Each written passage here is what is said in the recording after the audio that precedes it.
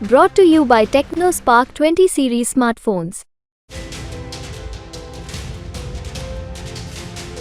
Bhim army chief Chandrashekhar Azad ने UP की Nagina seat पर ताल ठोककर चुनाव को दिलचस्प बना दिया है। चंद्रशेखर आजाद ने खास बातचीत में कहा कि वो मायावती के उम्मीदवार के तौर पर चुनावी मैदान में हैं। इतना ही नहीं, चंद्रशेखर आजाद ने अपने इस बातचीत में अखिलेश यादव और कांग्रेस नेता राहुल गांधी पर भी खुलकर बात की है।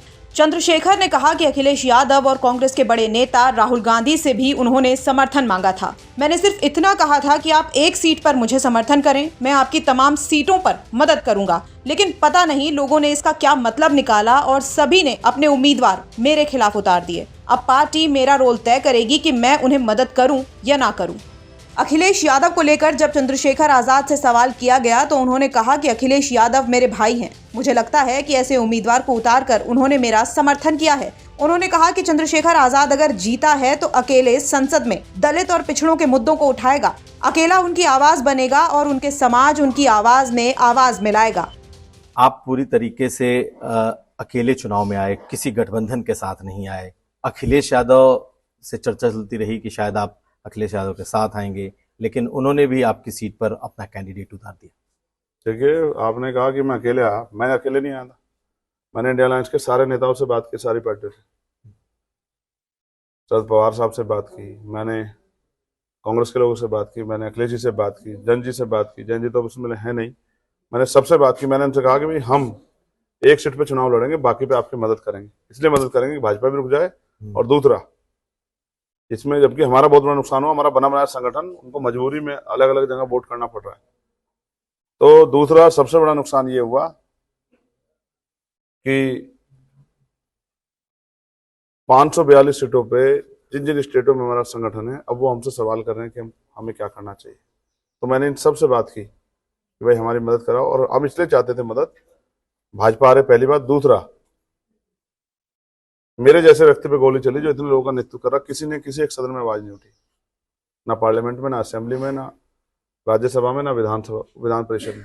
तो इसका मतलब हमारे मरने जीने से किसी को फर्क नहीं पड़ता। तो जब मेरे जैसे व्यक्ति के लिए नहीं बोलेंगे तो फिर किसके लिए बोलेंगे? तो हमारा जो वर्कर है वो 24 घंटे 7 दिन समाज के लिए रक्षक खड़ा रहता है, उनके हक की लड़ाई लड़ता है। उन पर जब लाठियां चलते मुकदमे कोई बोलता ही नहीं है। तो जब मेरे लिए नहीं बोल रहे, हमारे कार्यकर्ता के लिए कोई क्या बोल जाएगा? इसलिए वो चाहते थे कि हमारा आंदोलन खड़ा हो। और आपने बीच में सवाल किया था कि चुनौती कैसी? ये चुनौती यहाँ से शुरुआत हो रही है, ये शुरुआत यहाँ से होगी और बहुत दूर तक जाएगी, आप देखना। नहीं, मेरा सवाल ये भी है कि आप अपनी लड़ाई तो लड़ रहे हैं जी, लेकिन अखिलेश यादव ने आपके खिलाफ कैंडिडेट उतारा। आपकी अगली रणनीति क्या होगी? क्या आपने चुनाव के बाद, क्योंकि पहले फेज में ही आपका चुनाव खत्म होगा, उसके बाद क्या आप इंडिया अलायंस के लोगों के लिए चुनाव प्रचार में जाएंगे? क्या आप उनकी मदद करेंगे? क्या अपने लोगों को कहेंगे कि आप पहली बात एंटी बीजेपी का जो बड़ा गठबंधन है उसको जिताओ? पहली बात तो मैं अपनी लड़ाई नहीं लड़ रहा हूँ, मैं अपनी समाज की लड़ाई लड़ रहा हूँ। मेरी कोई व्यक्तिगत लड़ाई होती तो मैं अगर सुख सुविधा की राजनीति चाहता तो बहुत सारे अवसर मेरे पास थे। मैं अपने समाज की आवाज़ बनने के लिए, कमजोर हक वंचित समाज की, किसान कमेरों की आवाज़ बनने के लिए लड़ रहा हूँ कि उनकी आवाज़ कोई उठाने को राजी नहीं है। दूसरी बात, मैंने प्रयास किया, उन्होंने मदद नहीं की। अब जो भी कुछ फैसला होगा वो पार्टी का फैसला। अभी तो हम नहीं लड़ रहे हैं, लेकिन अब हम ये प्रयास करेंगे कि आंदोलन ना कमजोर पड़े, क्योंकि इलेक्शन कमीशन में अपनी पार्टी को बनाए रखने के लिए मिनिमम सीटें लड़नी ही पड़ती हैं। नहीं लड़ेंगे तो पार्टी का अस्तित्व खत्म हो जाएगा। तो बहुत सब चीजें अब जो पार्टी के फैसले होंगे वो फैसले बैठ के होंगे। अभी पूरी पार्टी का ध्यान जो है वो 19 तारीख के चुनाव पे। तो इसके बाद, अपने चुनाव के बाद क्या आप कैंडिडेट उतारेंगे दूसरे जगह? मैंने फिर कहा ना, मैं तो वर्कर हूँ पार्टी का सामान्य।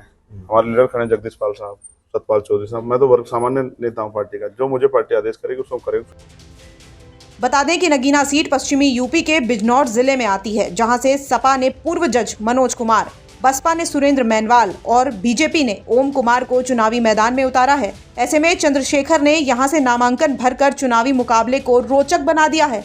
यहां दलितों और मुसलमानों का वोट करीब 70% है। अगर किसी एक उम्मीदवार के पक्ष में ये वोट एकमुश्त चला जाए तो उसकी जीत तय है। ब्यूरो रिपोर्ट, यूपी तक।